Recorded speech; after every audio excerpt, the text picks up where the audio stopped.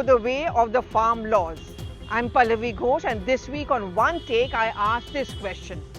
You all must have been seeing the scenes on the streets of not just the national capital but in many parts of the country, whether it's down south in Telangana, whether it's in part of Uttar Pradesh or in Bihar. A large number of youth out on the streets. While the jury may still be out on who these people are they really those who wanted to be recruited to the forge? Do they deserve to be recruited to the forge, as some people are questioning, as scenes of arson, burning of tires, train bogies keep coming out? There's a lot of criticism of the way the protests are going. But a larger question over here is, what is it that the BJP and the government is thinking? Are they worried that if the real youth are upset that they are not going to be getting a job opportunity in the army, where there has been no recruitment for the last 2 years because of the COVID times?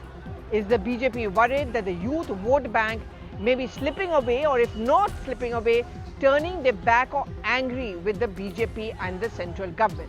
And thereby lies the dilemma within the BJP. Let's argue, for argument's sake, that the government goes back on its Agnipath scheme. It's then going to be seen as the same government which many people criticize Dr. Manmohan Singh for. He was often called the rollback Prime Minister, someone who would take decisions which had to be rolled back because of pressure either from the then opposition or from his own allies. And that built up a narrative of being a weak Prime Minister. Though Prime Minister Narendra Modi is miles away from that, his image is that of a tough master, and also as someone who takes decisions which are well thought through. But then politics is politics, and one never knows. Even till today, the Prime Minister mourns the fact that he had to withdraw the farm laws because the farmers who would have been the true beneficiaries of this scheme did not understand the value. The reason was also politics, because elections in Uttar Pradesh and Punjab were very much around the corner. Now, in the case of the Agnipath issue, no immediate elections, though of course in Gujarat and Himachal Pradesh, where it is felt within the section of the BJP that these kind of protests on Agnipath may not have so much of an impact on the youth vote bank. But in politics, certainly the BJP is not known to be one party which takes any chances, and thereby the churning within the BJP. They are certainly worried, they are certainly apprehensive and wary on whether this could be real youth protests. There have been several statistics which have been given out by one minister after another, former army chiefs of all the three armed forces. All of them are giving statement after statement and interviews in making it clear that how the Agnipath scheme is actually not shortchanging the youth, it's actually generating job opportunities. And at a time when post-COVID era, when there has been a downsizing, when there are fewer job opportunities, this actually could be a huge boon.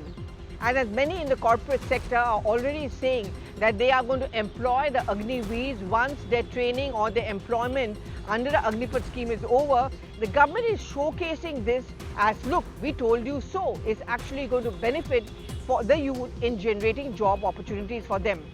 But politics is not always about the future. The politics is also about the present. When these scenes start coming out of protests on the streets and the opposition is building up a narrative, there you go, the BJP has taken yet another decision without thinking about the people it's going to be affecting. First they take a decision, then they think about it. There are certain sections in the BJP who have a reason to be apprehensive and wary, which is why they are coming up with so many statistics and explanations. The BJP is also now coming out on this war footing plan where they want to convince their allies, their supporters, and also the people, their MPs, their MLAs, their spokespersons, their social media warriors have all been told to convey this message to the youth and to the people that the scheme is actually a good one. It is going to ensure that they get jobs not just now while they are a part of this scheme, but also in future as the corporate sector also promises to involve them. But is it cutting ice completely? Well, a section of the BJP certainly doesn't feel so. They are worried that this could have a spiraling effect. The thing with youth protests is that it's very difficult to control it at one point of time. Political parties may actually give them a push initially, but as history has often shown, not just in India but also abroad, that after some time youth protests have a way of generating and regenerating themselves. And that is something which worries all political parties, and in this case, certainly in the BJP. But is rollback an option? Doesn't seem so. And the reason is very simple. which is what I began from. That it doesn't want to go down in the history as a political party and a government which believes in rollback.